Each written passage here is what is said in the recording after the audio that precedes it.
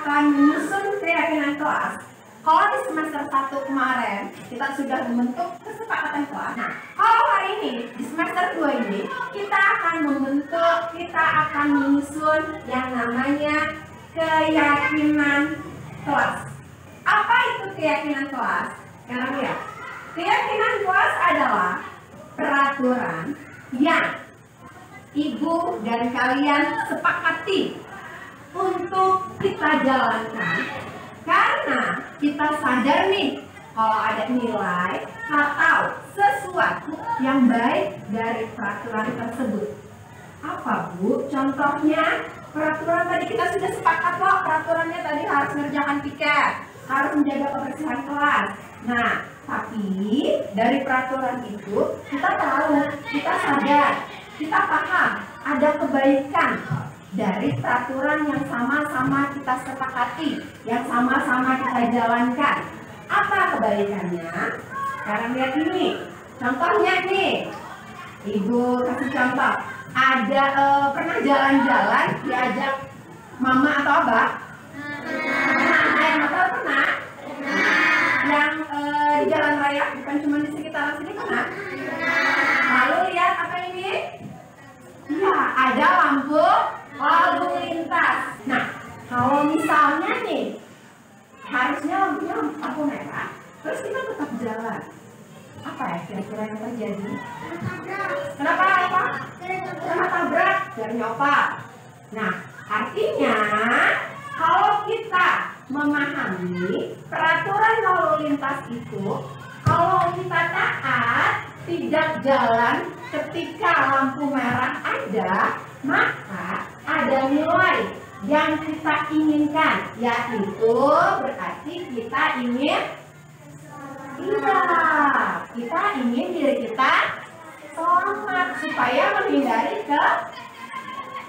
kecelakaan, supaya tidak terjadi tabrakan, supaya dua satu jalannya. Ada lagi lah selain ketika kita menaati lampu lalu lintas, apalagi kira-kira nilainya? Ayo, nih nilai kedua, daftar. Dia tadi ngetik jadinya orang yang mau jalan ke sana misalnya, kita dari sini berhenti karena saatnya berhenti maka orang bisa lewat.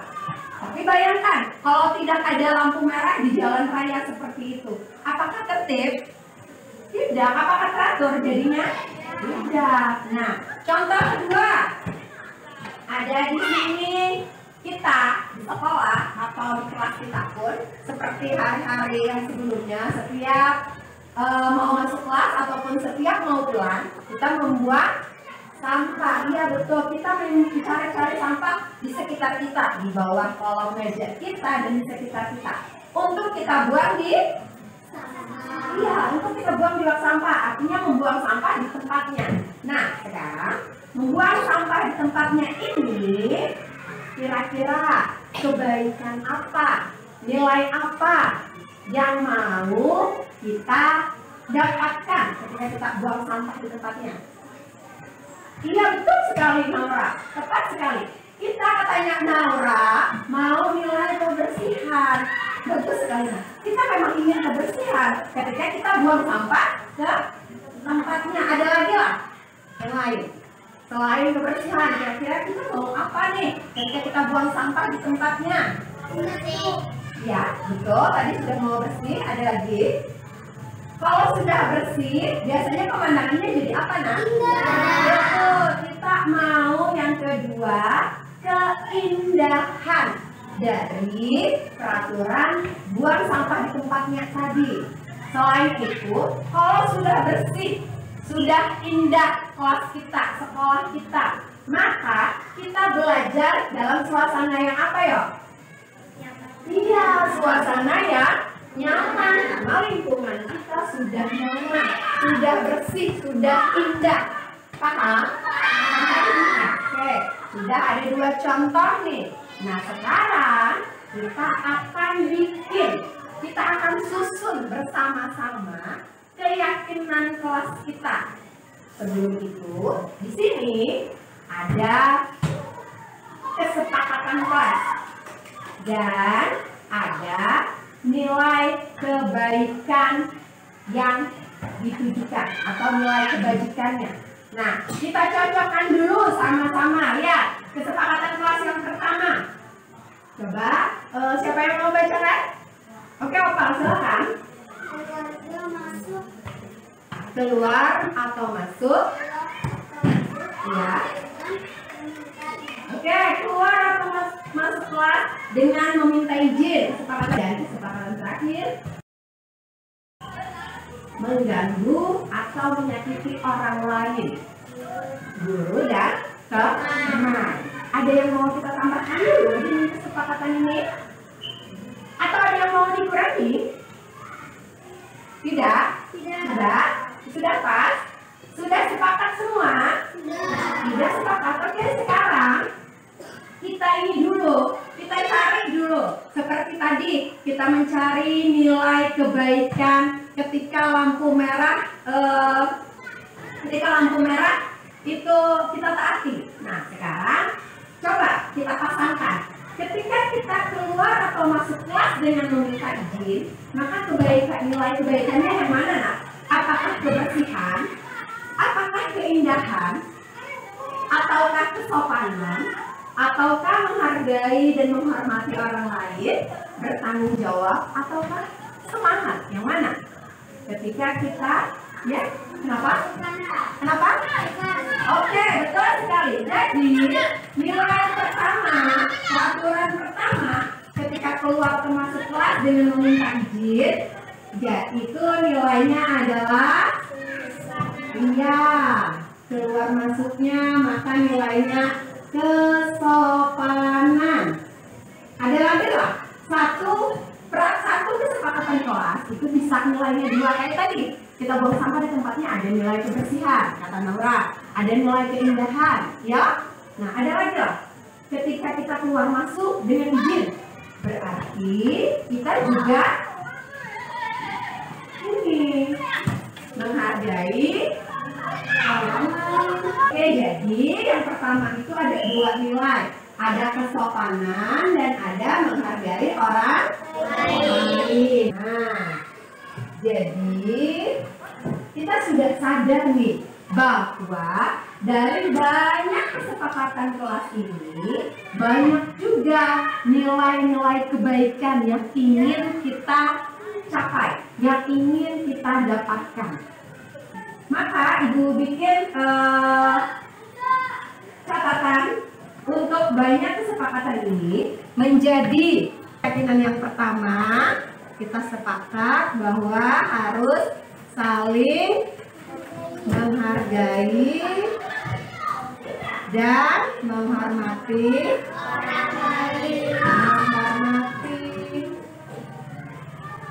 orang lain.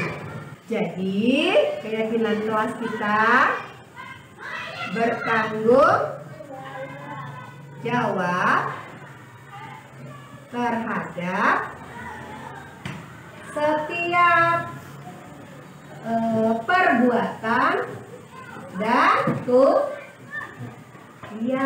terhadap setiap perbuatan dan tugas kita.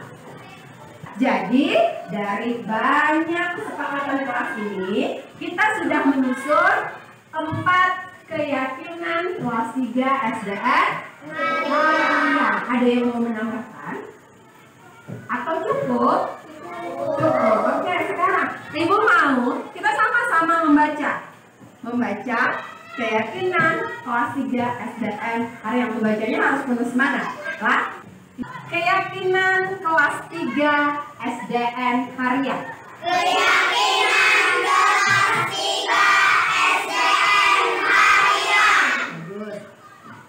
Satu, saling menghargai dan menghormati orang lain. 1. Saling menghargai dan menghormati orang lain. 2. Selalu menjaga kebersihan kelas. 2. Selalu menjaga kebersihan kelas. 3. Bersemangat untuk hadir dan belajar di sekolah?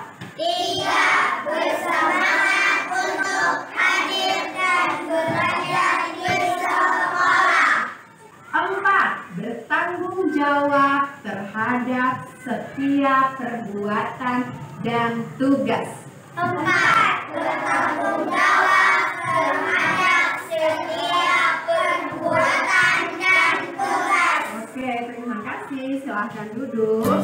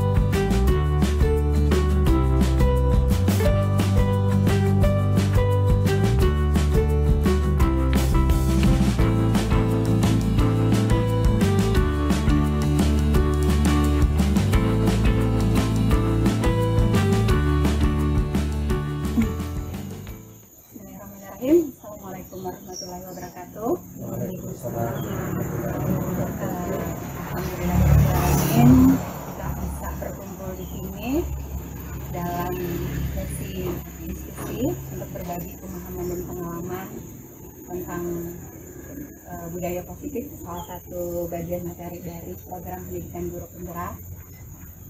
Pertama yang mau saya sampaikan apresiasi yang luar biasa. Terima kasih kepada kawan-kawan karena bersedia hadir memenuhi undangan saya, dan patut untuk ketahui bersama bahwa kawan-kawan di sini yang berasal dari berbagai daerah yang berbeda dan juga kita dalam gugus yang berbeda itu ditunjuk langsung oleh Bapak Pengawas kita, yang artinya nih Bapak sebenarnya menaruh harapan besar juga kepada kawan-kawan bahwa kawan-kawan bisa berpartisipasi aktif dalam program pendidikan berpindah. Di sini sebelum kita mulai, silakan untuk membuat kesepakatan forum dulu. Yang pertama, yang saya harapkan ketika ada kawan yang berbicara, maka yang lain juga mendengarkan. Lalu kawan-kawan boleh catat jika memang ada merasa materi yang penting, berbicara juga sesuai nanti gilirannya. Dan yang paling penting ini, yang terakhir, kenapa berbeda dengan kebiasaan yang saya pribadi sampai, namun ada pesan yang mendalam yang bisa kita sama-sama bawa pulang nanti, dan mudah-mudahan bisa kita terapkan di sekolah masing-masing. Jadi saya harapkan kawan-kawan bisa mengikuti sesi sharing ini dalam keadaan yang senang, melupakan masalah-masalah, entah itu sebagai ibu rumah tangga, lupakan dulu panci-panci kalau kata Bu Penny. Jadi sebelum kita beranjak ke materi nih, ada yang mau menyampaikan kesepakatan baru, ada yang mau menambahkan, silahkan. Oh iya, silahkan juga menjalani diskusi ini dengan sambil menikmati sajian sederhana yang ada. Jadi pokoknya santai aja, nggak ada resmi banget. Oke. Ada yang mau nambahkan? Oke, berarti lanjutlah. Oke. Di materi ini, di budaya positif ada 6 hal yang jujur saya pribadi ketika menjalani program pendidikan guru penggerak ini sudah sampai modul 1.4, ini materi yang kalau saya rasakan yang luar biasa. Ada materi tentang disiplin positif dan nilai-nilai kebajikan universal, lalu ada teori motivasi, hukuman dan penghargaan serta restitusi. Nanti kita juga bicara tentang keyakinan kelas, lalu ada kebutuhan dasar manusia dan dunia berkualitas. Nah, berikutnya tentang 5 posisi kontrol guru, dan yang terakhir itu tentang segitiga restitusi. Oke. Nah, materi pertama tentang disiplin positif dan nilai-nilai kebajikan universal menjadi materi pembuka ini menurut saya sangat penting. Kenapa? Karena ini menjadi menjadi fondasi, menjadi dasar bagi kita. Di sini diharapkan adanya perubahan paradigma dari seorang guru, ataupun sebenarnya ini sebagai orang tua juga. Kita di rumah sebagai orang tua juga, perubahan paradigma, perubahan cara kita berpikir, perubahan cara kita memandang satu kondisi murid itu dari teori sebelumnya. Nah, di sini kita ingin diharapkan itu bisa mengadopsi teori kontrol yang dikemukakan oleh Dr. William. Namun ada miskonsepsi kan kesalahpahaman nih. Kesalahpahaman apa saja? Silakan Bapak Ibu lihat. Ada beberapa kesalahpahaman yang terjadi di teori ini yang disampaikan oleh beliau. Yang pertama itu ada ilusi guru mengontrol murid. Ilusi itu kan berarti sifatnya hayalan, sifatnya tidak kenyataan. Nah, di sini kita sebenarnya kalau misalnya menyuruh murid taat sesuatu, kita merasa bahwa ketika murid taat, jadi kita bisa mengontrol mereka. Pada kenyataannya, siapapun tidak bisa mengontrol diri orang lain, hanya murid sendiri sebenarnya yang bisa mengontrol dirinya sendiri. Namun ketika kita menganggap bahwa kita bisa, itu sebenarnya murid hanya memberikan izin kepada kita untuk dirinya dikontrol. Jadi bukan mutlaknya dari kita bisa mengontrol mereka. Lalu yang kedua, ini ada ilusi bahwa semua penguatan positif itu efektif dan bermanfaat. Dan ini sebenarnya yang saya sering lakukan sebenarnya dan baru tahu ternyata salah ini. Karena biasanya kita misalnya nih siswa ada maksudnya melakukan pencapaian yang bagus, lalu langsung kita apresiasi. Tidak ada yang salah sebenarnya. Namun penguatan positif seperti ini sebenarnya hanya berlangsung untuk jangka waktu pendek. Iya. Dan perbuatan mereka, perilaku mereka itu kenapa jangka pendek? Bergantung pada penghargaan yang kita berikan, bergantung pada pujian yang kita berikan. Jadi bisa jadi mereka melakukan satu kebaikan misalnya, atau satu pencapaian yang bagus misalnya. Ketika kita apresiasi, maka mereka termotivasi untuk melakukan kebaikan itu karena ingin mendapatkan penghargaan dari kita. Ketika tidak ada penghargaan, maka hilang nih ininya. Bisa dipahami ya? Ya. Nah, lalu ada pula ilusi bahwa kritik dan membuat orang merasa bersalah itu dapat menguatkan karakter. Biasanya nih kalau guru ataupun orang tua sebenarnya di rumah melakukan anaknya, kalau misalnya mereka melakukan kesalahan, kita kritik ataupun kita ingin membuat mereka ingin membuat mereka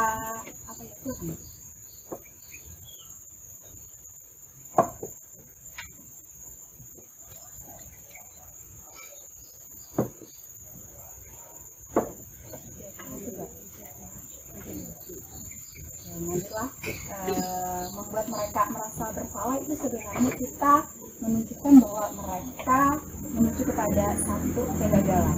Padahal kita sendiri kan bisa belajar. Kegagalan itu sendiri merupakan proses pembelajaran. Sebenarnya dari situ kita justru bisa menguatkan karakter mereka. Nah, ilusi yang terakhir bahwa kita sebagai orang dewasa, sebagai guru ataupun orang tua, memiliki hak untuk memaksa. Nah, ilusi pandangan seperti ini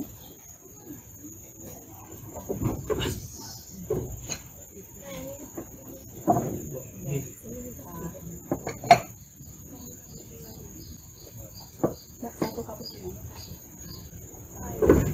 Kasih nggak?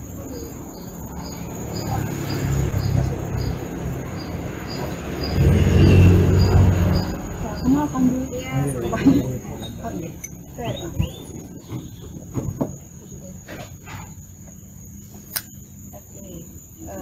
Ilusi yang terakhir itu bahwa kita sebagai orang dewasa memiliki hak. Kenyataannya kalau kita sendiri aja nih diperlakukan dengan paksaan, maka akan ada tidak kenyamanan. Kalaupun bisa sebenarnya kita memaksa anak-anak, itu akan berlangsung dalam jangka waktu yang pendek saja efeknya, dampaknya. Nah, yang kedua, kita ingin berangkat dari stimulus respon ke teori kontrol. Nampak jelas perbedaan antara teori stimulus respon dengan teori kontrol. Nah, pada stimulus respon, realitasnya kebutuhan kita itu sama. Di dalam teori kontrol sebenarnya kan menunjukkan bahwa kebutuhan setiap orang itu berbeda. Lalu ketika kita menganggap di stimulus respon itu melihat sesuatu itu hal yang sama. Padahal pada teori kontrol setiap orang kan punya gambaran yang berbeda terhadap sesuatu. Nah, pada stimulus respon kita juga mencoba nih tadi bisa memaksa orang lain supaya punya pandangan yang sama dengan kita. Ini masih umum sifatnya. Pada teori kontrol sebenarnya yang diharapkan kita justru harusnya bisa berusaha memahami pandangan orang lain tentang dunia. Nah, kalau misalnya kita hubungkan dengan dengan keseharian kita sebagai guru, misalnya nih ketika siswa kita melakukan kesalahan, itu untuk poin nomor 4 misalnya. Kalau dalam stimulus respon itu dianggap sebagai sesuatu yang salah, tidak melanggar peraturan, tidak melanggar peraturan. Padahal dalam teori kontrol bisa jadi semua perilaku terlepas dari buruk atau salah itu ada tujuannya, dan itu akan kita bahas lebih lanjut. Nah, dan banyak lagi perbedaan lainnya antara stimulus respon dan teori kontrol. Nah, pada materi ini kita diharapkan adanya perubahan cara berpikir kita dari stimulus respon, teori stimulus respon ke teori kontrol, supaya kita bisa menyadari bahwa setiap perbuatan, setiap entah itu pelanggaran misalnya yang dilakukan oleh siswa, ada satu hal yang bisa kita jadikan itu sebagai penguat karakter mereka. Dan seperti yang dikatakan oleh Bapak pendidikan kita sendiri, Bapak Hajar Dewantara, bahwa tugas guru itu menuntun, bukan memaksa, tugasnya hanya menuntun, hanya membimbing, bukan memaksa harus jadi A. Kita hanya menunjukkan mana yang baik, mana yang buruk, bukan sebaliknya kita memaksa mereka untuk harus menjadi sesuatu yang sebenarnya belum tentu mereka inginkan. Oke, sampai sini bisa pahami saya. Iya. Nah, lalu apa hubungannya nih teori tadi dengan disiplin positif? Sebelumnya mau tanya dulu, menurut Bapak Ibu disiplin apa sih? Selama ini yang Bapak Ibu yang Bapak Ibu pahami tentang disiplin itu apa? Sesuatu yang harus sesuai dengan aturan. Sesuatu yang harus sesuai dengan aturan. Kalau menurut KBBI juga ya, sesuatu yang baku, yang sesuai, yang artinya itu ada kepatuhan kita terhadap aturan, terhadap tata tertib. Dan memang kalau kita bicara untuk sekolah kan kita punya tata tertib. Nah, menarik di sini, Ulun mengutip dari yang disampaikan oleh Ki Hajar Dewantara. Dia mengatakan seperti ini: di mana ada kemerdekaan, disitulah harus ada disiplin yang kuat. Sungguh pun disiplin itu bersifat self-disiplin, yaitu kita sendiri yang mewajibkan kita dengan sekeras-kerasnya, tetapi itu sama saja, sebab jikalau kita tidak cakap melakukan self-disiplin, maka wajib penguasa lain mendisiplinkan kita. Ada kata kunci, ada keywordnya di sana, yaitu self-disiplin, disiplin diri. Coba misalnya, kalau selama ini kita bisa mungkin mengadakan survei dengan anak-anak didik kita mungkin tanya, kenapa hadir tepat waktu? Biasanya alasan mereka karena takut dengan takut dihukum, ya, karena sudah ada peraturan dari sekolah seperti itu. Ini belum tumbuh self-disiplin, belum tumbuh disiplin diri dalam diri mereka, belum adanya motivasi internal. Sementara motivasi internal itulah yang justru menjadi motivasi yang bisa berdampak jangka panjang. Nah, lalu apa sih yang bisa membuat mereka punya motivasi internal? Di sini kita juga bahas tentang nilai-nilai kebajikan. Apa itu nilai-nilai kebajikan? Nilai-nilai kebajikan itu sifat-sifat positif manusia yang ingin dicapai oleh setiap individu terlepas dari apa agamanya, apa latar belakangnya, apa bangsanya, terlepas dari itu. Contoh realnya seperti ini. Kemarin kita, sekarang masih ada tidaknya pandemi COVID-19. Kan ada kewajiban, ada peraturan harus pakai masker, itu peraturannya.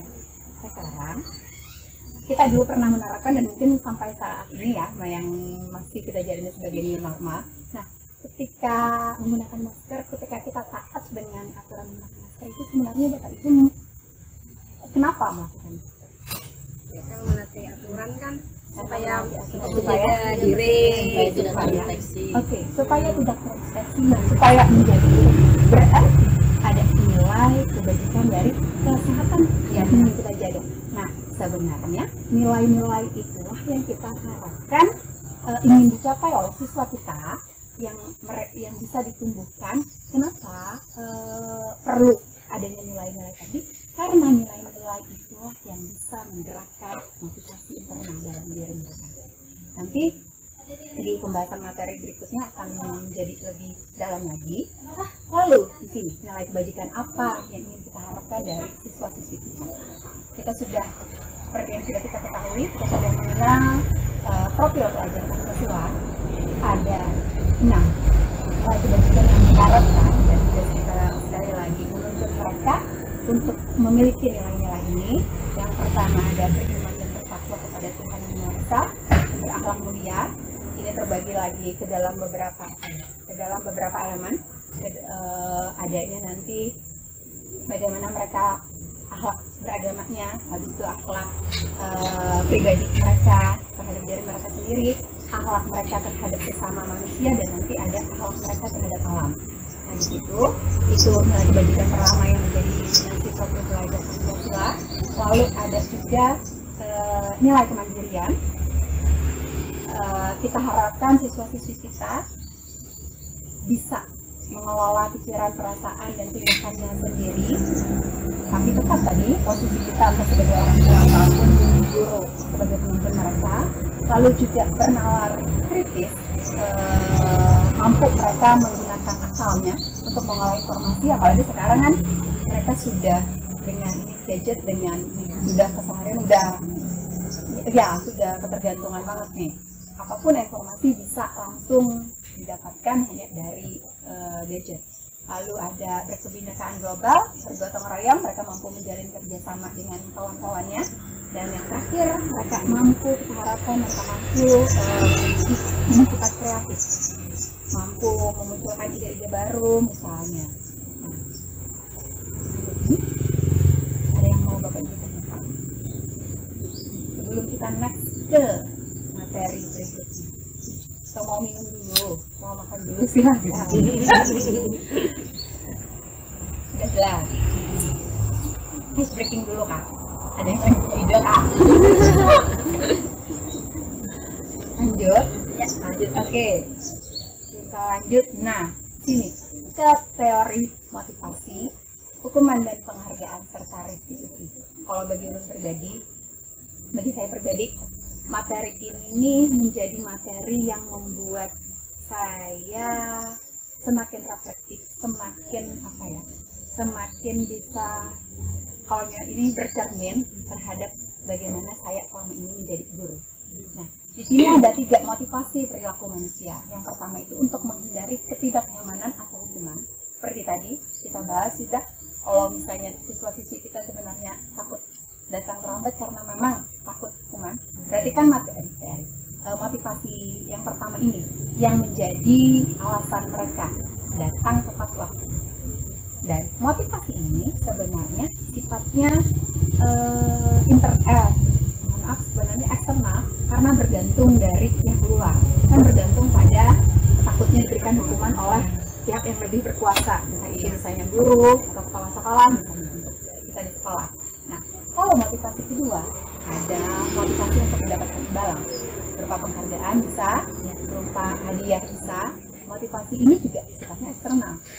kalau misalnya tidak ada penghargaan, kalau misalnya seperti ini kita suka bantu kita loh kalau misalnya kita perlu bantuan, tapi kalau lihat sampah di depan, ambil aja ada guru, oh pintar nak lah, ambil ini jaga kebersihan, udah ada guru, iya buang sampah sembarangan, iya. Memang seperti itu. Sering. Nah, Hampir rata-rata. iya, dan itu sifatnya eksternal tadi karena bergantung pada pujian yang diberikan oleh orang lain. Nah, motivasi ketiga inilah yang kita harapkan bisa tumbuh, bisa berkembang dalam diri siswa-siswi kita, yaitu untuk menjadi orang yang mereka inginkan dan menghargai diri sendiri dengan nilai-nilai kebajikan yang sudah kita bahas tadi, dengan nilai-nilai kebajikan yang mereka percayai. Nah, dan tugas kita lah untuk bisa tadi menyadarkan mereka, menuntun mereka, mengarahkan mereka, menemukan nilai-nilai kebajikan, lalu mereka sadar betapa pentingnya nilai-nilai itu, dan juga ketika mereka berbuat entah di sekolah atau dimanapun, ya mereka tidak tergantung pada ujian kita, tidak tergantung pada takutnya mendapatkan hukuman dari kita. Nah, kalau misalnya ada kasus seperti di layar Bapak Ibu, silahkan dibaca. Menurut Bapak Ibu, kasus tersebut didasari oleh motivasi yang mana? Memberi hadiah. Ya, jadi selalu jadi juara kelas, di kelas 1, dia sekarang kelas 5 SD. Dia sangat bersemangat untuk belajar. Orang tuanya selalu belajar setiap akhir. Ada yang seperti itu dengan anak-anak. Oh, udah masih kecil. Ya. Baru punya anak 1, belum ini. Belum, dan berarti kalau belajar dari sini mungkin mikir-mikir dulu. Sebenarnya tidak ada yang salah. Tadi kan memang penghargaan itu penting. Ya, tapi bukan merasa ketergantungan terhadap itu. Itu yang dimaksudkan. Berarti ini motivasi yang mana? Motivasi pertama, kedua, atau ketiga? Apakah pertama karena takutnya? Itu motivasi yang paling rendah lah dalam diri seseorang karena takut mendapatkan hukuman, atau motivasi yang kedua, atau iya, mendapatkan hukuman. Jadi di sini kan dijanjikan nih libur ke Jakarta, atau ini dari mana? Lalu mengunjungi Jepang. Ngarang aja pas mau bikin soal nih. Ya, jadi memang ini didasari oleh motivasi yang kedua dan sifatnya dari eksternal dan tidak bisa berlangsung lama. Oke, sampai sini mudah bisa kita lagi kan. Nah, lalu sebenarnya ditindakkan pembahasan berikutnya. Kita akan berbicara tindakan yang seringnya dilakukan terhadap pelajaran itu selama ini di sekolah kita berupa hukuman dan konsekuensi yang sebenarnya hukuman, terutama hukuman itu merupakan opsi pilihan yang sebenarnya harusnya paling akhir, atau kalau perlu tidak sama sekali kita lakukan. Karena yang diharapkan adalah ketika ada pelanggaran, karena pasti ada pelanggaran yang kita temukan dalam tugas kita sehari-hari, karena yang diharapkan adalah restitusi. Ada yang sama? Yang sama? Kenapa PG kan? Restitusi. Ya, restitusi itu kalau menurut dosen itu proses menciptakan kondisi bagi murid supaya mereka bisa memperbaiki kesalahan mereka, lalu kembali ke kelompok mereka tapi dengan karakter yang lebih kuat. Nanti ada khusus satu materi, kita akan membahas lebih detail tentang restitusi itu apa. Sekarang bisa dilihat dulu apa yang perbedaan antara restitusi dan restitusi. Kalau hukuman kan sifatnya biasanya menyakitkan nih. Biasanya ada sesuatu yang diterima siswa karena kesalahan atau pelanggaran yang kalau konsekuensi, kalau saya membedakan tuh gampangnya seperti ini. Kalau hukuman nggak nyambung dengan kesalahan yang mereka bikin. Kalau konsekuensi masih nyambung. Kalau restitusi bisa menyadarkan siswa dengan kesalahannya, lalu mencari sama-sama solusinya. Kenapa kamu berbuat salah? lalu apa yang bisa kamu lakukan supaya kondisi kesalahan tadi bisa diperbaiki. Coba, iya, restitusi, ya ada solusinya. Nah, kalau hukuman itu menunjukkan kegagalan, kita menunjukkan bahwa siswa menuju identitasnya gagal. Tapi kalau konsekuensi, restitusi, itu kita bertahap ingin menunjukkan ke identitas sukses bagi mereka. Misalnya nih, kalau pribadi pernah melakukannya, belajarnya udah sebagai guru, pernah misalnya siswa lupa mengerjakan PR, lalu biasanya udah berdiri di depan kelas, angkat kaki, kalau zaman dulu angkat kaki, pegang kuping, pegang telinga, kan biasanya seperti itu. Itu hukuman, konsekuensi atau restitusi? Jelas kan? Udah nggak nyambung dengan kesalahannya, lupa mengerjakan PR, kan menyakitkan nih. Habis itu juga mempermalukan, habis itu mempermalukan mereka di depan. Iya, ada beban mental yang dirasakan karena malu di hadapan kawan-kawannya. Nah, kira-kira dari hukuman yang diberikan seperti itu, siswanya bisa mengulangi kesalahan itu atau bisa mengulang? Kalaupun tidak mengulang, karena mereka takut hukuman. Nah, jadi efeknya itu hanya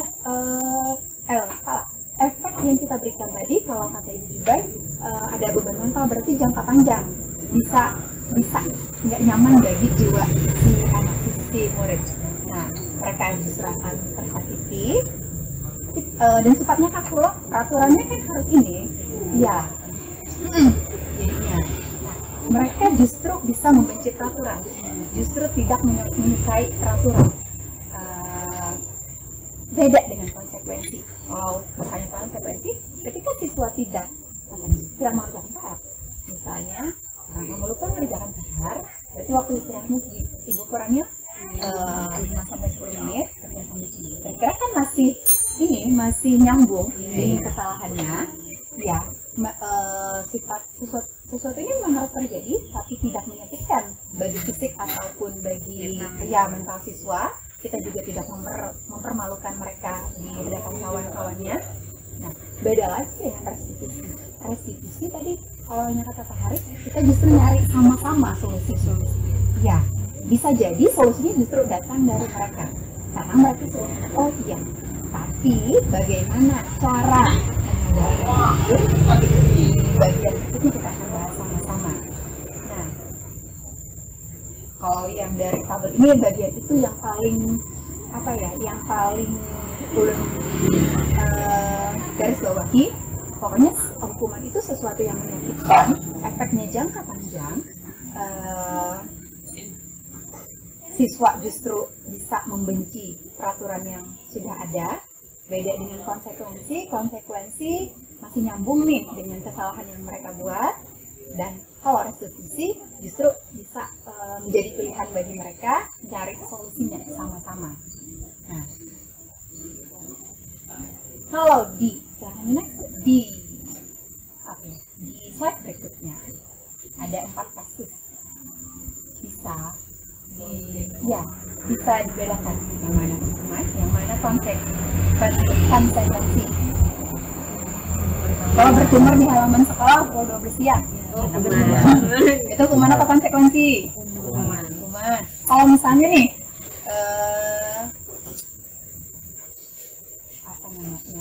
mencatat di buku, saya berjanji tidak lagi selama 2 menit karena dia terlambat. Selama 5 menit, selama 5-10 kali mencatat Bapak Ibu hukuman atau konsekuensi.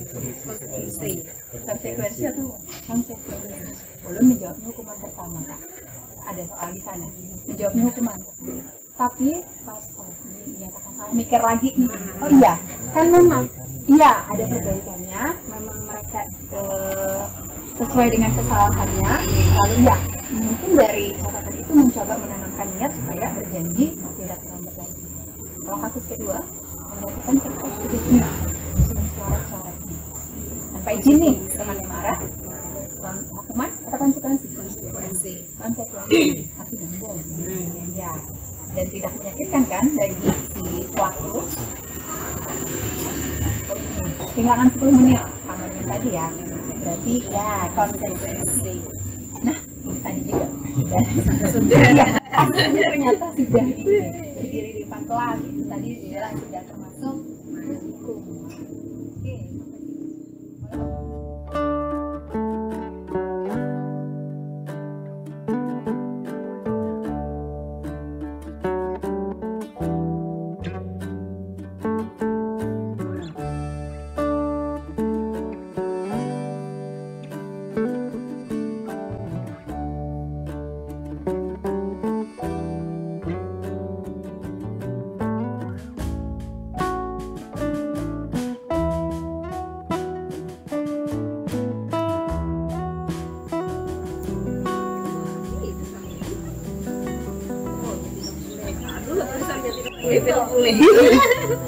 Oke, lanjutlah ya. Sekarang kita akan bicara keyakinan kelas. Mengapa sebutannya keyakinan kelas bukan peraturan kelas? Coba, di sana ada 2 gambar. Yang pertama berkendara menggunakan helm, yang kedua cuci tangan sebelum makan. Selama ini kan peraturan di ini sebagai rambu-rambu iya. Kita harus menggunakan helm. Kenapa? Menjaga keselamatan, berarti lewat keselamatan ya kita mendapatkan kan lewat kebajikan tadi ya di materi sebelumnya. Iya. Bisa jadi. Iya, bisa jadi. Tapi bisa jadi kita takut bukan karena ya ada sebagian orang ada yang apa namanya yang ingin menjaga keselamatannya. Kalau saya punya teman yang di Banjarmasin, rumahnya nggak terlalu dekat dengan sekolah, naik motor, jarang, hampir tidak pernah salah. Selalu kami tegur karena para guru di sana kebanyakan orang yang luar daerah, luar kabupaten malah. Jadi yang terbiasa pakai helm, udah kami bilang untuk keselamatan. Pokoknya aku itu ya kan berarti keyakinannya belum nih, keyakinannya belum dekat pakai helm. Saya pakai helm, ya sudah ada apa? Ya, jadi sama dengan ketika cuci tangan. Kenapa sudah cuci tangan? Peraturannya cuci tangan sebelum makan karena ada keyakinan akan kebersihan, ya, akan nilai kesehatan ketika kita cuci tangan. Itu yang ingin kita tumbuh kembangkan dalam diri siswa karena bisa menguatkan motivasinya kan. Nah, di sini ulun sampaikan ke next penerapan beberapa waktu yang lalu karena saya ngajar kelas 3 SD, jadi langkah yang saya lakukan untuk menyesuaikan peraturan kelas menjadi keyakinan kelas. Sampaikan dulu kepada mereka apa sih keyakinan kelas itu dengan bahasa yang nyaris sesederhana mungkin. Jadi tetap menyebutnya peraturan, tapi sudah kita sepakati, ibu sepakat, kamu sepakat, dan kita sadar kalau ada kebaikan dari peraturan yang kita bikin sama-sama. Jadi titik beratnya juga ada pada sama-sama. Jadi peraturan dengan keyakinan, peraturan kelas dengan keyakinan kelas itu bedanya juga dari segi pembuatannya. Kalau peraturan kelas kan tidak, guru tidak boleh keluar masuk kelas sampai izin, tidak boleh mengganggu teman misalnya, tidak boleh berbicara saat guru menjelaskan. Itu peraturan kelas. Tapi keyakinan kelas berbeda. Keyakinan kelas sama-sama dibuat dengan siswa, sama-sama. Tapi karena ini anak kelas 3, maka bukan berarti kalau misalnya kalau kemarin bukan berarti papan tulisnya kosong, yuk kita bikin keyakinan kelas apa ya yang pertama ada. Jadi kalau ulun pribadi silakan pakai dulu ya slide berikutnya. Itu ulun sampaikan ada beberapa peraturan nih, ulun sampaikan ke siswa. Ulun saya tanya sepakat dengan peraturan itu, boleh ada yang mau nambah atau ada yang mau mengurangi ini. Dan jadi kita silakan untuk membaca peraturan atau kesepakatan itu. Jangan silahkan bagi yang mau, tapi kan anak kelas 3 masih anak kelas rendah biasanya masih ya kan, cuman siapa tahu kan memang kita membebaskan mereka untuk kelas tinggi mungkin lebih bisa. Nah, jadi bukan apa ya namanya, bukan kertas kosong, bukan papan tulis kosong ketika membuat kegiatan kelas ini. Jadi saya sampaikan ini loh, ada kesepakatan yang kita buat, sudah sepakat, mereka sudah sepakat. Oke, lalu sama-sama dicari nilai kebajikannya. Kemarin tuh saya kasih contoh, misalnya buang sampah, peraturannya kan buang sampah pada tempatnya, nggak boleh sembarangan. Tanya dengan siswa, kenapa melakukan hal tersebut? Siswa udah tahu, karena ingin menjaga kebersihan. Bisa mereka udah bisa diarahkan, berarti ada nilai kebersihan yang ingin kita ingin kita capai. Nah, kan dikasih di papan tulis di layar PowerPoint kemarin, buat 2 perbandingan, satu kelas, satunya nilai kebajikan, yang nilai kebajikannya sama-sama dibahas dengan siswa supaya mereka sama-sama menjalani proses untuk menyadarinya. Nah, lalu kayak kesepakatan yang pertama, keluar masuk kelas dengan kondisi kata dengan meminta izin. Yang mana nih kira-kira? Dan ingat, sebenarnya satu keyakinan itu bisa banget. Kan ada beberapa. Kalau misalnya kebersihan tadi, kan bisa jadi ketika kita buang sampah pada tempatnya, selain nilai kebersihan, ada nilai keindahan. Terus kalau misalnya suasana tempatnya bersih, ada nilai kesehatannya. Iya, jadi kalau keyakinan itu sifatnya luas, beda dengan peraturan kelas. Peraturan kelas kan sudah di apa ya? Ya, sudah kalau keyakinan kelas itu luas, sudah bisa membawahi beberapa peraturan. Sifatnya lebih umum, bisa membawahi beberapa peraturan. Nah, siswa kemarin antusias mencocokkan ini Bu, mendengarkan ketika orang lain di sini, orang lain itu kan guru dan teman-temannya nih, ketika berbicara saat jam pelajaran yang mana, berarti Bu ini kan udah bisa nih kalau kelas 3, kalau kelas 1, kelas 2 mungkin lebih bisa diarahkan lagi. Nah, tidak merusak barang, kan mereka kadang cara di meja, kursi, dinding kelas. Nah, itu nilai yang mana? Oh, nilai tanggung jawab. Nah, setelah sudah cocok nih, biasanya kesepakatan kelas yang banyak itu atau peraturan kelas yang banyak itu lebih mengerucut, lebih sedikit, karena tadi sudah dibawahi beberapa nilai kebajikan. Lalu proses berikutnya, misalnya itu Bapak Ibu bisa lihat kelas. Nah, lalu supaya sama-sama mengingatkan baik bagi saya pribadi, karena sebagai perwakilan nih, ketika misalnya ada gambar pengetok pintu, artinya kan ketika keluar masuk harus pakai izin. Terus lagi ada gambar mereka sedang berdiskusi, ada gambar orang yang ngomong, ada gambar yang lain diam. Itu kan mewakili untuk saling menghargai. Lalu di sana juga ada bertanggung jawab terhadap bertanggung jawab terhadap setiap tugas dan setiap perilakunya. Jadi ketika misalnya mereka mengganti temannya, bisa diingatkan, masih ingat nggak peraturan masih ingat nggak? Iya, saya sendiri sebenarnya masih belum terbiasa, dan itu menjadi catatan.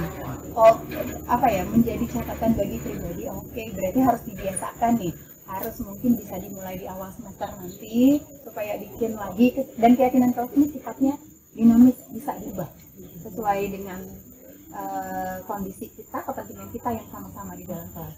Ya, jadi bertanggung jawab terhadap setiap perilaku mereka pula, mereka mengganggu kawannya. Jadi diingatkan kemarin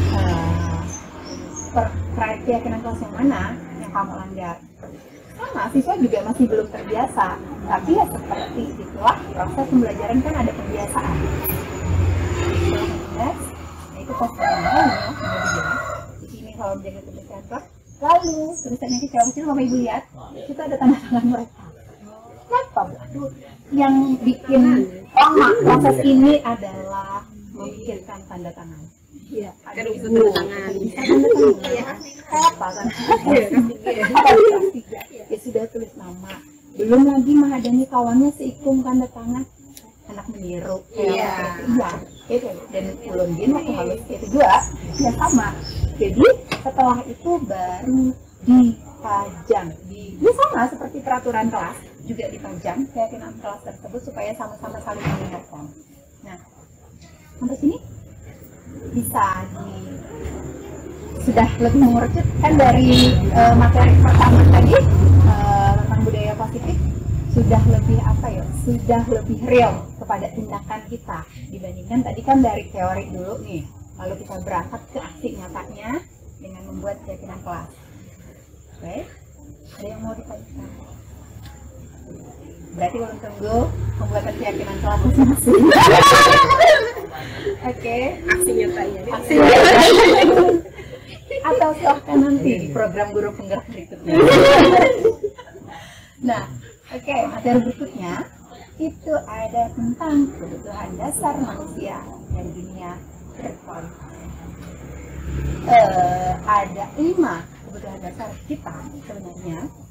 Yang pertama itu seperti tahu ada biologi, kebutuhan akan akan penguasaan, akan pengakuan terhadap sesuatu, akan kepemilikan. Kalau tadi bertahan hidup, setiap itu kita bisa memenuhinya dengan makan, kan? Cara kita memenuhi kebutuhan kita dengan makan, atau kita perlu istirahat. Nah, kalau kebutuhan penguasaan biasanya itu bisa jadi dengan mendapatkan pengakuan dari pihak lain, dan itu kan bisa nih kita rasakan ada dalam diri siswa kita kan, dan mereka berbuat karena ingin mendapatkan pengakuan itu. Lalu lagi ada power, ada kekuasaan. Ada nggak di kelas bapak ibu siswa yang suka mengatur? Ada yang kalau istilah Banjar itu payanya ada. Kalau di kelas 3 apa lah? Pasal yang ini, yang itu kebutuhannya berarti kebutuhannya tentang penguasaan. Tentang kekuasaan itu lebih besar berarti. Dan itu sebenarnya tidak salah karena tiap orang punya kebutuhan dasar yang berbeda. Kan tadi seperti itu di teori kontrol. Tidak sama tiap orang. Lalu ada lagi freedom, kebebasan. Ada siswa yang ketika kita jelaskan, dia asik gambar, dia asik nulis, dia asik baca, atau dia asik nyanyi sendiri, asik melakukan, bisa jadi melamun karena dia merasa bisa jadi jenuh dengan cara kita ngajar, misalnya, atau ada pula dengan cara kita perasaan sudah ramai nih, udah pakai CD misalnya, atau pakai bermain peran sudah, tapi masih ada siswa yang tidak terlibat aktif, karena bisa jadi kebutuhannya akan kebebasan, karena kebebasan yang dia mau bukan seperti itu. Dia punya cara tersendiri. Kalau kemarin pernah ngajar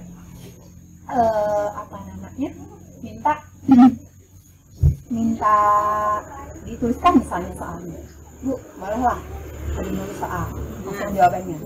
Bisa jadi seperti itu, ada kebutuhan dasarnya yang belum kita pahami. Nah, lalu kebutuhan dasar yang terakhir itu kesenangan. Ada yang senang dengan cara A belajarnya, ada yang senangnya dengan cara B. Kalau misalnya kegiatan pagi kalau saya bacakan siswa cerita, ada yang sukanya baca sendiri, ada yang lebih suka ada yang lebih suka mendengarkan. Kan beda-beda nih kesenangan mereka. Nah, lalu kita silahkan next berikutnya. Saya mau Bapak Ibu kawan-kawan identifikasi nih. Kira-kira ini ada kasus Dinda, seorang anak kelas 3 SD, menangis saat pulang sekolah dan mengadu pada ibunya bahwa ia benci keadaan berani. Jawaban Dinda ada macam-macam. Nih, jika jawaban Dinda yang pertama, ketika ditanya ibunya, ya jawab nih, Ibu guru bilang jangan bersenandung saat mengerjakan tugas, makanya kelas harus tenang. Kan nggak seru kan? Kira-kira kebutuhan mana yang ingin dia penuhi? Apakah kebutuhan? Iya betul, kebutuhan kesenangan. Ini nggak suka cara, kan katanya harus tenang nih, sementara si Dinda inginnya lebih seru. Dan versi serunya adalah dengan bersenandung. Kalau jawaban yang seperti yang Mbak Ibu guru tidak menyangka hari ini, padahal aku pakai tajik rambut baru lah. Pengakuan. Dia ingin, dia ingin diakui, dia ingin disayangi. Kan dilihat nih, kan ada anak kecil yang baru. Bu, aku pakai sepatu baru. Bu, ini. Tapi sebenarnya bukan itu saja. Kalau ulun deh. Jadi kita juga perlu pengakuan. Kalau ada yang merawat, nggak ada sebabnya. Berarti kan kita ada kebutuhan pengakuan tadi. Kalau yang ketiga, aku kesal karena gambarku yang tidak rapi malah ditunjukkan bu guru di depan kelas. Karena itu dia benci buram. Kira kebutuhan apa bukan dulu sebenarnya kan biasanya seperti itu. Mau mana? Kebutuhan yang mana kira-kira?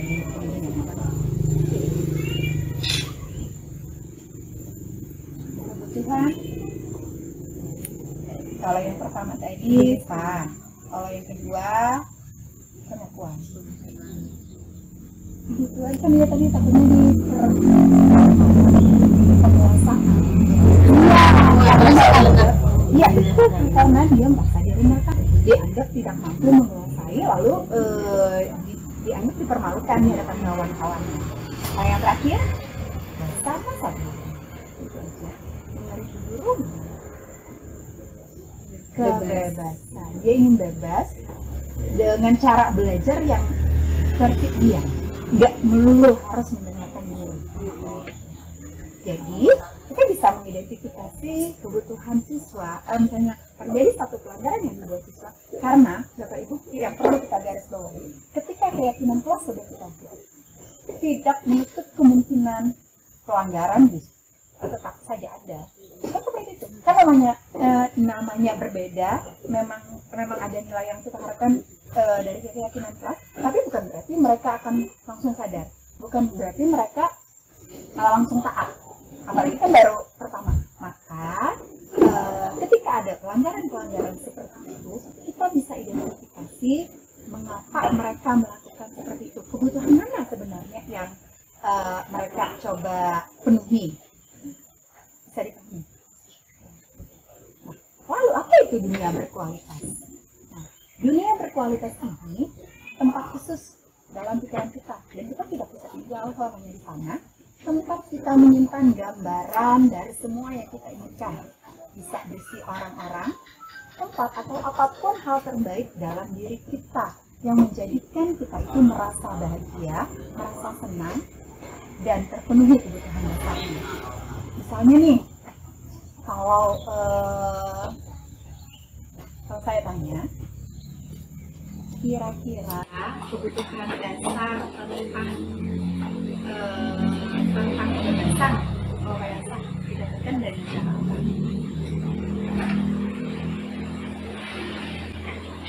Pak Kayasa sendiri maksudnya mendapatkan rasa kebebasan itu. Kalau kemarin, kalau kebebasan itu mendapatkan untuk memenuhi kebutuhan dasar kebebasan itu biasanya dengan suami tanpa anak, tanpa ini, dan itu alhamdulillah sangat didukung. Jadi bisa Allah. Tapi ada juga kan yang kebebasannya misalnya mau jalan. Nah, kalau kayak Sarah dikasih, kalau belum terus bilang kasih kan beda-beda. Kalau kebebasan iya, kan mencari suasana baru, kebutuhan Pak Yansa untuk memenuhi rasa kebebasannya dari ini, dari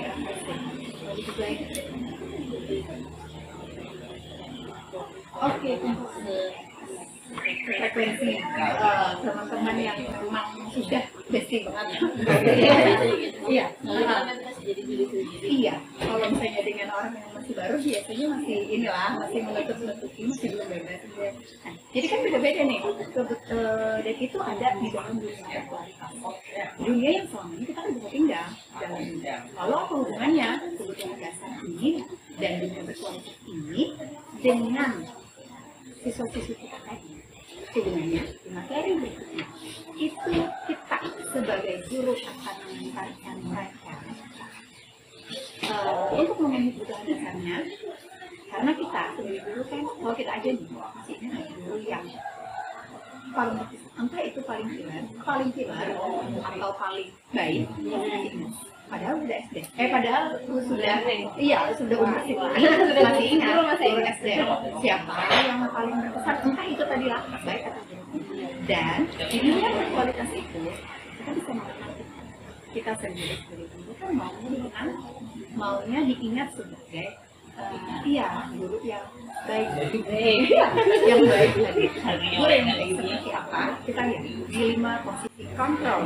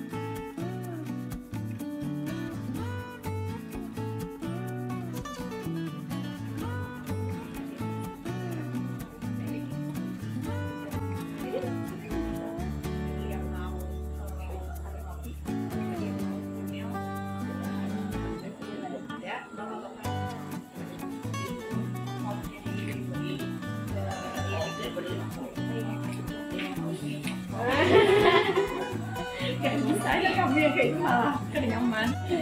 Oke, di sini ada kasus Tisa dan Hana dipanggil masuk ke ruangan Ibu Dewi, kepala sekolah SMA Makmur.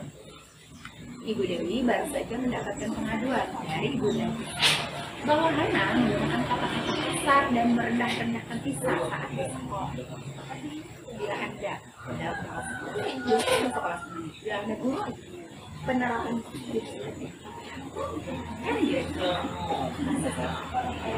Kira-kira kita nih yang menghadapi ibundanya si Tisa jadi mengadukan kelakuan anak.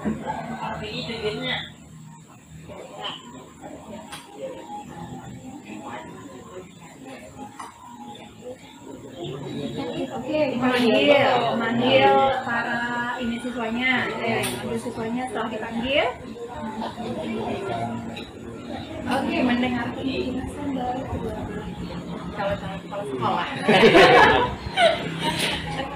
Kalau kita kan SD nih, kalau biasanya di SMA,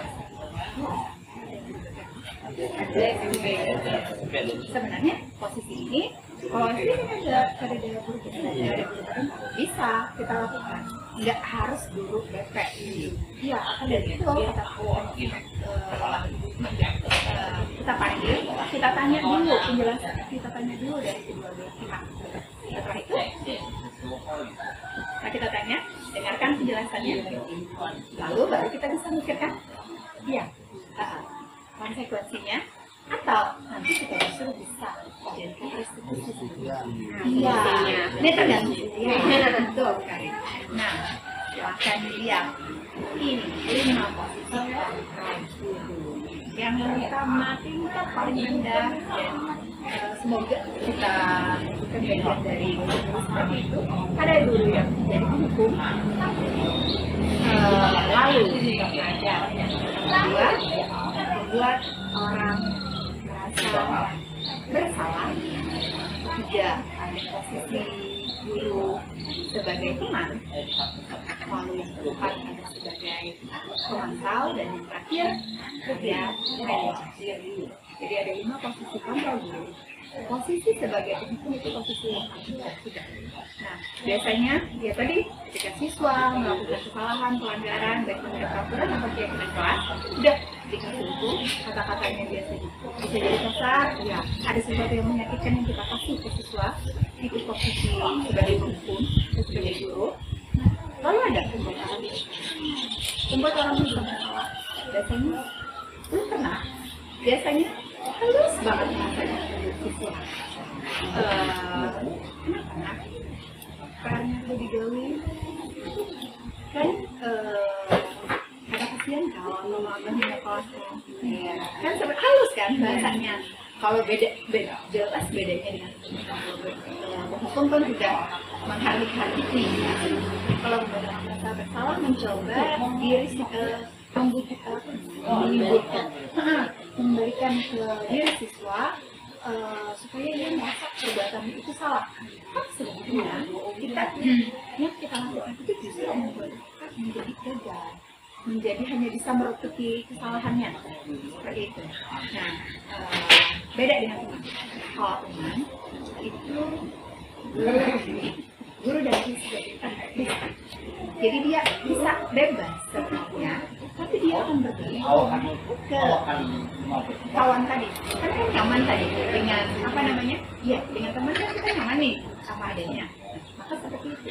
Tapi misalnya nih, saya sebagai guru, Bu Jubai sebagai siswanya, Bu Jubai menganggap saya sebagai teman karena saya memang memposisikan menjalankan apa namanya? Dia perannya sebagai teman. Ketika misalnya saya sakit atau tidak, saya masuk. Apakah perlakuannya sama? Bisa, iya, bisa jadi beda. Lebih baik sebagai guru, iya sudah ketergantungan. Saya seperti ketika Pak Yansa sebagai guru nih, ketika saya bisa jadi beda perlakuannya. Iya. Nah, posisi kontrol yang diharapkan itu ada di dua posisi kontrol atas, sebagai pemantau, apalagi apa itu pemantau tadi yang bisa kalau Pak Yansa menjalankan konsekuensi. Nah, itu kita membalikkan ke diri siswa apa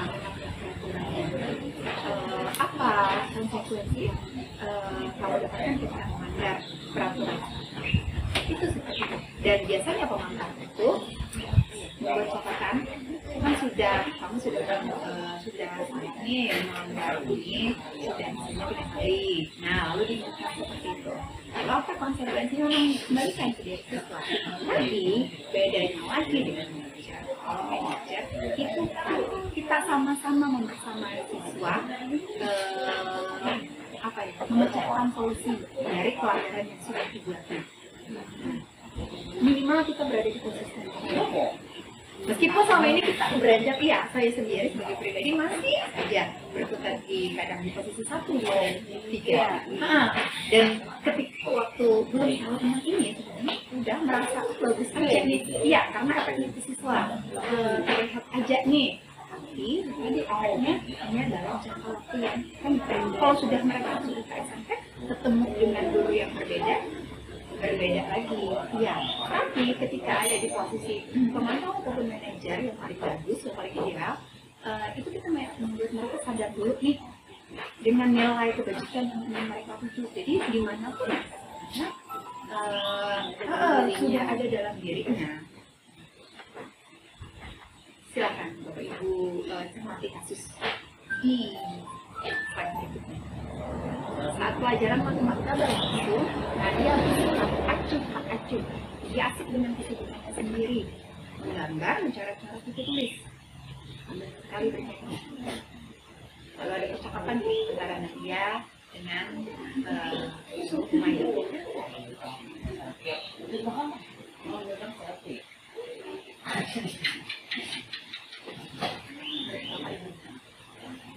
Posisi Bu Maya yang menjalankan posisi kontrol dan oleh itu sebagai pendukung membuat rasa bersalah teman walaupun memantau atau ketika Bu Maya mengatakan ketika Bu Maya mencoba mengkoordinasi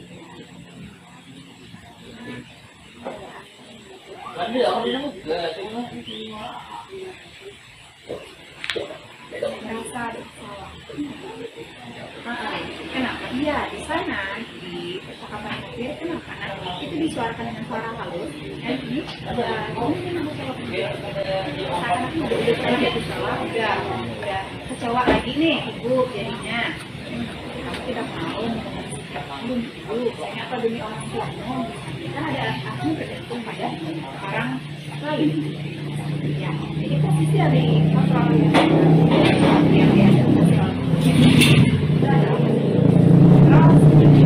dengan sangat salah dan itu bagus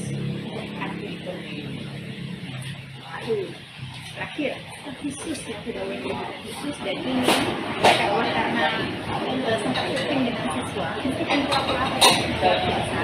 Jadi ya, itu tentang restitusi. Apa itu restitusi? Sama-sama nih, kita mencari ketika ada pelanggaran, kita sama-sama dengan siswa mencari solusi. Kita coba tanya apa sebenarnya alasan dibalik di balik pelanggaran yang dia lakukan. Nah, di sini ada segitiga restitusi. Yang pertama itu ada menstabilkan identitas. Tapi Bapak Ibu perlu ketahui, ketiga ini tidak harus dijalankan betul. Jadi, nggak harus yang pertama dulu ketika ada pelanggaran dari siswa, jadi dia langsung stabil. Enggak, kan kita seperti belajar natural aja, mengalir aja. Nah, tapi idealnya memang yang pertama yang sudah kita lakukan itu menstabilkan identitas. Apa itu menstabilkan identitas? Yaitu mengubah identitas anak dari gagal karena melakukan kesalahan lagi, lalu menjadi sukses. Caranya seperti apa? Kita bisa menaikkan, kita bisa menstabilkan identitas mereka, mencoba apa ya? Mencoba, kan mereka tadi merasa kalah nih. Lalu kita bisa menetralisir perasaan itu dengan itu juga pernah kok mungkin sama kayak gue SD misalnya, ya kan? Atau misalnya nggak hanya kamu bisa, salah siapapun bisa. Artinya dia tahu bahwa sebenarnya bukan dia satu-satunya orang yang bisa salah. Itu misalnya. Lalu yang kedua itu validasi apa misalnya. Kita akan mencoba memahami alasan dibalik pelanggaran atau pelanggaran seperti kasus Nisa dan anak tadi. Nah, jawaban Bapak Ibu sudah menggambarkan bahwa sebenarnya Bapak Ibu menjalankan posisi kontrol sebagai manajer. Karena kita tadi sudah menghadapkan mereka kan, lalu menanya alasan kenapa mereka berbuat seperti ini. Kamu pun pasti punya alasan kenapa. Bisa kasih tahu dulu nih. Lalu, ya itu artinya kita memvalidasi tindakan yang salah dulu. Nah, yang terakhir ada hubungannya bahwa kalau yang sudah disepakati bersama kita bisa menggunakan keyakinannya. Nah, yaitu menghubungkan keyakinan si anak, keyakinan kelas atau keyakinan sekolah atau keyakinan belajar. Sebenarnya mau jadi seperti apa dirimu, apakah nilai kebaikan apa yang kamu ini? Katanya misalnya ketika dia buang sampah sembarangan, misalnya pelanggaran yang mungkin kategorinya. Kenapa? Nah, buang sampah sembarangan bapak saja. Artinya kan kita menanyai alasan di balik perbuatan.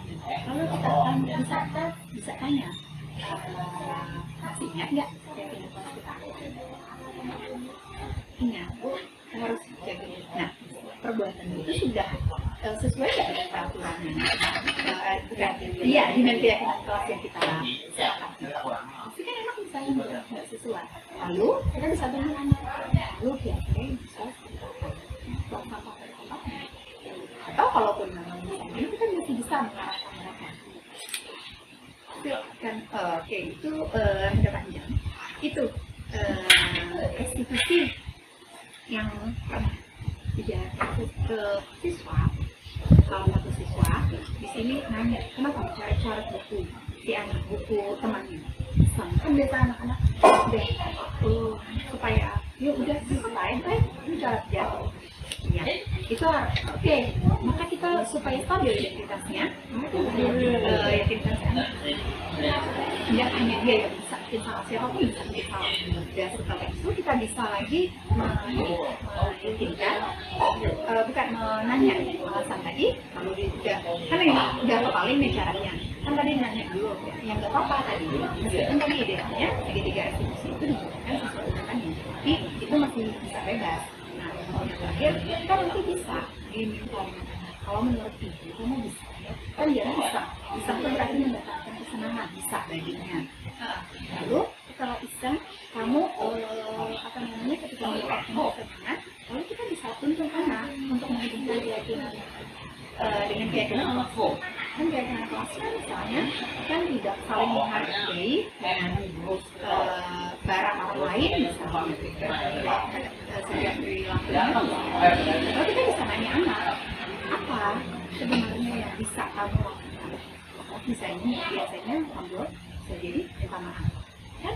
Berarti dia sudah sadar, dia salah nih dengan temannya, dengan teman yang diganggunya. Lalu bisa jadi kita arahkan, ada nggak cara supaya kamu bisa senang tetap, tapi kan kamu udah tunggu aja, cara itu aja. Oke, silahkan. Kamu boleh misalnya syarat kamu tulis misalnya, tapi nanti di lagi iya bisa. Jadinya kan ada solusi. Itu yang bukan hukuman. Tapi sebenarnya restitusi ini bukan artinya kita membiarkan siswa enggak. Tapi tadi menuntun siswa untuk memperbaiki pelanggaran dengan cara ini. Nah ini selanjutnya itu ketika penerapan restitusi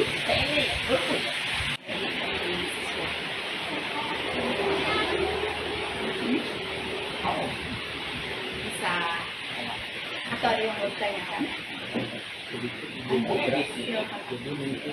dari penyampaian ibu di sini, alhamdulillah dari berbagi nilai positif sangat membantu bagi kami para guru-guru.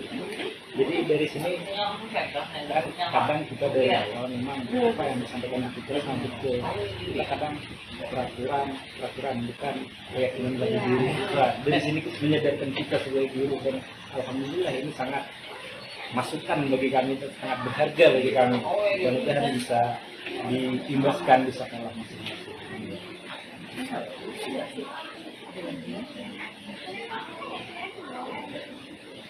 Ya, itu sudah mantap Mas, kira-kira sudah siap banget nih. Tinggal aksi nyatanya. Tinggal aksi nyatanya semoga. Oke, karena sudah selesai. Sekali lagi terima kasih banyak ulun pribadi luar biasa karena ini dampaknya luar biasa bagi perjalanan ulun dari kita. Dukungan Bapak Ibu itu luar biasa untuk ngomong dengan suami.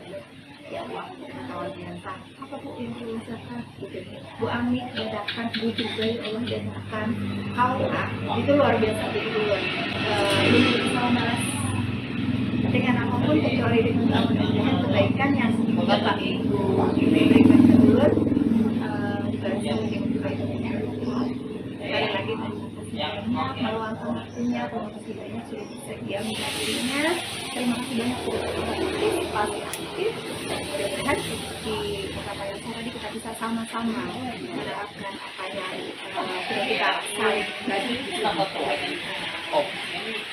Dan juga maaf juga jika dalam penyampaian ada sesuai banjir, ada salah-salah, iya, ada salah karena masih ada itu sampai di bagian akhir.